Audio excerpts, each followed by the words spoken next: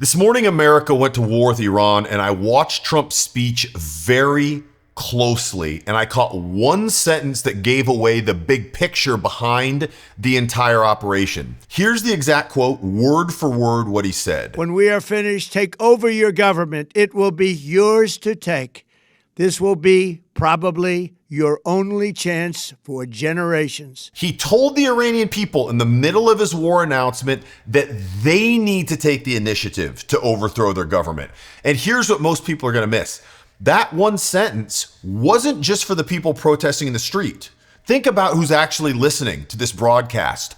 All of the possible replacements to assume power in Iran if the regime falls. You've got the Iranian soldiers, the military, who now have to decide whether they're going to keep listening to the current government or listen to Trump, who's demanding that they put down their arms. And you've got the two guys who are likely replacements to assume power. You've got Iran's exiled crown prince, who's a son of the last Shah. Oftentimes in these situations, a military on its own will actually temporarily assume power rather than an individual. And the current regime in Iran, they know all this. They see this is going on. The last thing they want is people hearing this. So what did they do? Well, what they always do. Within the first hour of strikes, they cut the entire internet down.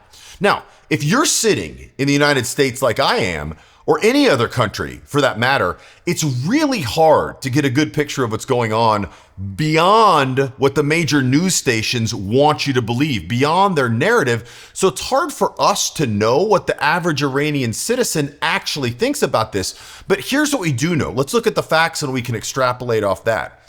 Inflation in that country has been over 30% for over 5 years. I know people there do not want to carry the local currencies. And the current government has killed somewhere between 7,000 and 30,000 of its own citizens in the streets for protesting things. So those two things alone make it pretty hard to argue that the average Iranian's thrilled with the current leadership. So Trump delivered that one sentence, one message, but everyone who heard it understood something completely different based on where they're standing. And that's how it works. In a situation like this, you don't have time to send a bunch of different messages or make some long-winded speech like Trump does.